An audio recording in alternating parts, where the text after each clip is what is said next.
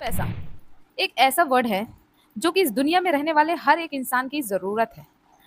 हर काम के लिए पैसे की ज़रूरत है। चाहे आपको अपने घर बनवाने के लिए हो, चाहे घर के काम करने के लिए हो, खुद का खाना खर्च निकालने के लिए हो, खुद की ज़रूरतें पूरी करने के लिए हो या फिर कोई बड़ा काम करने के लिए हो, बड़ों बच्चों की शिक्षा के लिए हो या किसी भी काम को करने के लिए हमें पैसे की ज़रूरत पड़ती है। पैसा कमाने के लिए हर एक व्यक्ति कड़ी मेहनत करता है। जो पढ़ा लिखा होता है, वो जाकर कहीं ऑफ़िस में वर्क कर लेता है। जो ज़्यादा पढ़ा लिखा नहीं होता है, वो मेहनत मज़दूरी करता है और हर दिन पैसे कमाकर अपने घर को चलाता है, अपना जीवन यापन करता है। पर इस पैसे की ज़रूरत इतनी ज़्यादा है कि लोग ये भी नहीं भाँप पा रहे हैं। आज जो हमारी हमें चीज़ें 1 से 10 रुपए में मिल रही हैं, वो आने वाले 10 से 20 सालों में 100 से 500 रुपए में मिलेंगी। जी हाँ दोस्तों। तो क्या उस टाइम पे हमारी ये जो आमदनी है, भले हम छोटी अमाउंट अर्न कर रहे हैं, क्या वो उस टाइम पे हम इतना कमा पाएँगे कि हम अपनी ज़रूरतों को पूरा कर पाएँगे? शायद नहीं।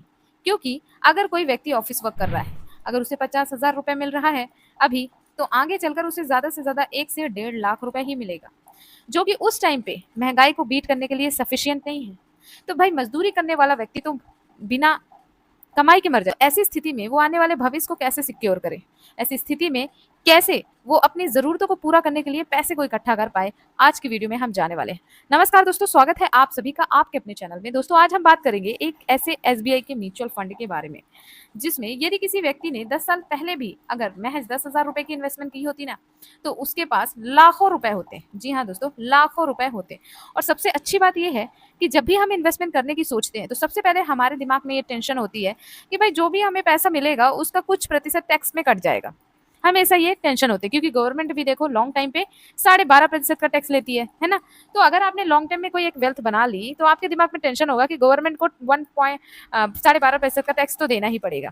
तो ऐसी स्थिति में ऐसा कोई फंड है क्या? अगर आप भी ऐसे सोच-सोच के परेशान हो और आप अपने लिए एक ऐसा फंड सर्च कर रहे हो, जो कि सिक्योर भी हो और उसके साथ-साथ आने वाले समय पे उसपे कोई भी टैक्स ना लगे, तो कैसा रहेगा? जी हाँ दोस्तों, आज मैं आपको एसबीआई के एक ऐसे म्यूचुअल फंड के बारे में बताने जा रही हूँ, जो कि टैक्स फ्री म्यूचुअल फंड है। जी हाँ दोस्तों, टैक्स फ्री यानी आपके रिटर्न पर किसी भी तरीके का कोई भी टैक्स नहीं लगने वाला है। अक्सर हम जब भी निवेश करते हैं तो हमारा कुछ पैसा टैक्स में कट जाता है, कुछ पैसा ब्रोकर एक्सपेंस रेशियो के रूप में कट जाता है, तो हमारा जो मिलने वाला पैसा होता है वो थोड़ा कम मिलता है। लेकिन अगर आप एक ऐसे म्यूचुअल फंड को चूज करते हो जो कि टैक्स फ्री हो, तो उसमें बेनिफिट ये मिलता है कि आपको टैक्स नहीं देना पड़ता है। तो चलिए जानते हैं आज के इस म्यूचुअल फंड की पूरी डिटेल के बारे में। साथ ही साथ आपको बताएंगे कि यदि 10 साल पहले आपने इस म्यूचुअल फंड में पैसा लगाया होता, तो आज की डेट पे वो पैसा कितना बन गया होता। चलिए शुरू करते हैं। एसबीआई के म्यूचुअल फंड के बारे में बात करने वाले हैं। जी हाँ, इस फंड का नाम है दोस्तों SBI long term equity fund. इस फंड के नाम से ही आपको समझ में आने वाला है कि ये एक लॉन्ग टर्म फंड है, यानी आप यहाँ पे जो पैसा निवेश करेंगे वो 2 से 3 साल या 5 सालों के नहीं, बल्कि आने वाले समय यानी जैसे 10 साल, 20 साल, 25 साल या 30 सालों के लिए निवेश करना चाहते हैं। यदि आपकी उम्र कम है और आप लाइफ में थोड़ा सा रिस्क ले सकते हैं, तो आप एसबीआई के इस म्यूचुअल फंड को देख सकते हैं। दोस्तों लॉन्ग टर्म इक्विटी फंड, जैसा कि आपने नाम से ही समझ लिया है कि ये एक लॉन्ग टर्म इन्वेस्टमेंट प्लान है, यानी विजन आगे चलकर जिसका विजन आगे चलकर घर बनाने का है या कार लेने का है या बच्चों की अच्छी एजुकेशन देने का है, बच्चों की शादी का है, तो वो उन बंदों के लिए या खुद का रिटायरमेंट प्लान करने के लिए है, तो उन बंदों के लिए ये फंड बहुत ही बेस्ट फंड हो सकता है। तो चलिए जानते हैं इस फंड की पूरी डिटेल के बारे में। दोस्तों एसबीआई का ये जो फंड था ना, वो लॉन्च हुआ था 31 मार्च को सन 1993 में। 1993 यानी इस फंड को लगभग 31 से 32 साल हो चुके हैं। यदि किसी व्यक्ति ने इस 10,000 रुपए की एसआईपी शुरू की होती, तो इस म्यूचुअल फंड ने अपने ऑल टाइम पे 17% का रिटर्न बनाया है। 10 साल में 10,000 रुपए के मंथली इन्वेस्टमेंट की वैल्यू हो जाती 29,28,684 रुपए। और यदि कोई व्यक्ति इसमें 20 सालों तक के लिए इन्वेस्टमेंट करके रखता, तो महज 20 सालों में ही उसके पास होते 1,70,06,365 रुपए। जी हाँ दोस्तों, अब आपको लग रहा होगा कि ये तो पास्ट रिटर्न है, क्या इसमें फ्यूचर है? बिल्कुल दोस्तों, एसबीआई का ये जो लॉन्ग टर्म इक्विटी फंड है, वो एक लॉन्ग टर्म विजन के लिए फंड बनाया गया है। इक्विटी फंड का मतलब ये होता है कि जो भी पैसा इकट्ठा होता है वो शेयर बाजार में लगाया जाता है। शेयर बाजार जैसे जैसे मूव करता है, आपका प्रॉफिट उसी तरीके से भी मूव करता है, ठीक है। एंड इस फंड की खासियत ये है कि इसमें आपको टैक्स की सेविंग भी मिल जाती है। जी हाँ, इनकम टैक्स एक्ट 1961 के तहत 80C के तहत आपको टैक्स में रिलैक्सेशन मिल जाता है। जी हाँ, इसलिए इसे एसबीआई का E L double S fund भी कहा जाता है। इसके बारे में हो सकता है आपने सुना हो। अब चूंकि यहाँ पे टैक्स है, इसलिए आपको यहाँ पे कोई भी एग्जिट लोड नहीं, चूंकि ये ELSS फंड है, सो यहाँ पे आपको कोई भी एग्जिट लोड नहीं लगता है। आपने हर फंड में देखा होगा एग्जिट लोड देना पड़ता है, बट इस म्यूचुअल फंड में एग्जिट लोड नहीं देना पड़ता। क्यों?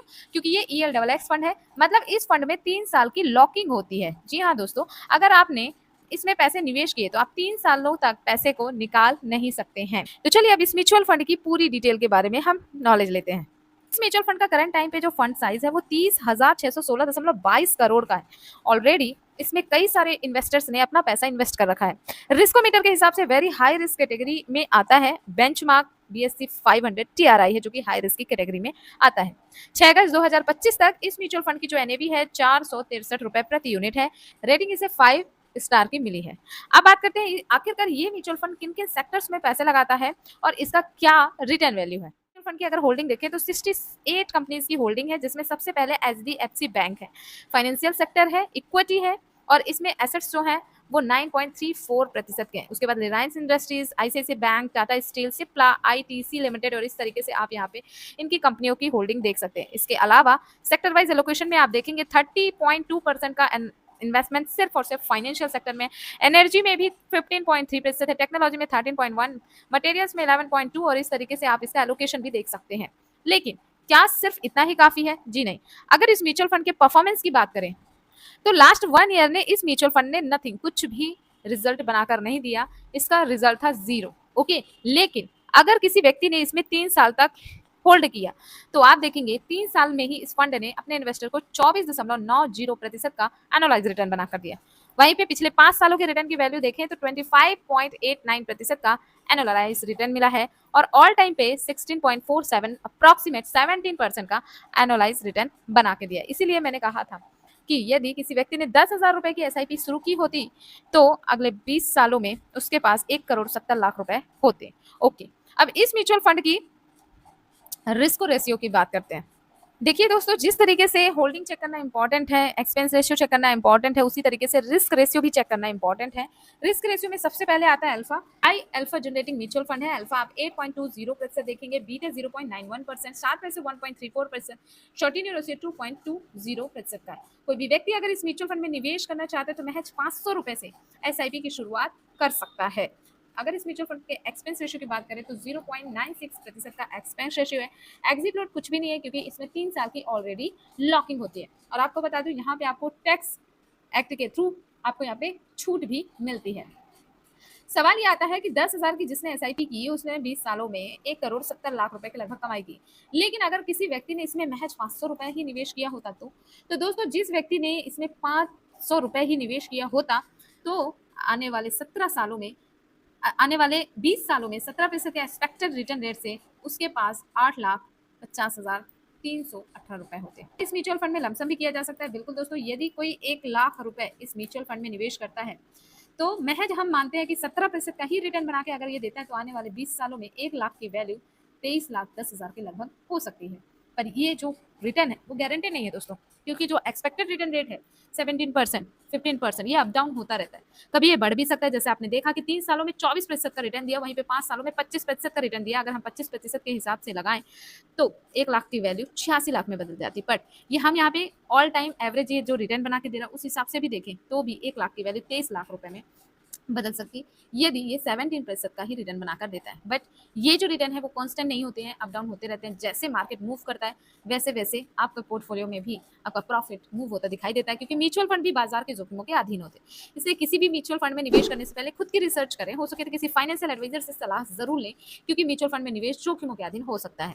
दोस्तों, यदि आपके पास 10,000 रुपए नहीं है निवेश करने के लिए तो आप महज 500 रुपए से भी शुरुआत कर सकते हो। लेकिन अगर आपको आने वाले समय पर महंगाई को मात देनी है और अपने सपनों को साकार करने हैं, जैसे किसी को घर लेना है, किसी को शादी करनी है बिटिया की, किसी को एजुकेशन देना है, तो फिर उस कंडीशन में आपको स्टेप अप SIP करनी होगी। स्टेप अप SIP का मतलब ये होता है कि आपको अपने इन्वेस्टमेंट में हर साल 10% की बढ़ोतरी करनी होगी। यदि आप 1,000 रुपए की SIP शुरू करते हैं तो अगले साल आपको इसे 10% से बढ़ाना होगा, यानी अगले साल आप 1,100 रुपए की करें, उसके बाद आप फिर से 10 बढ़ा दें, 10% बढ़ा दें, तो ऐसे में क्या होगा, आपके एसआईपी का जो अमाउंट बढ़ता जाएगा, उस हिसाब से आपका कंपाउंडिंग वैल्यू भी ज़्यादा देखने को मिलेगी। जैसे-जैसे आप एसआईपी वैल्यू बढ़ाएँगे, वैसे-वैसे आपके फंड की वैल्यू में भी ज़्यादा हरियाली देखने को मिलेगी।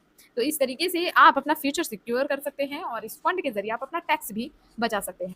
कैसी लगी वीडियो दोस्तों, कमेंट में ज़रूर बताइएगा। अच्छी लगी हो वीडियो तो लाइक ज़रूर करिएगा। आपके पोर्टफोलियो में फंड है कि नहीं, मुझे कमेंट में ज़रूर शेयर करिएगा। मिलते हैं अगली वीडियो में। Thank you.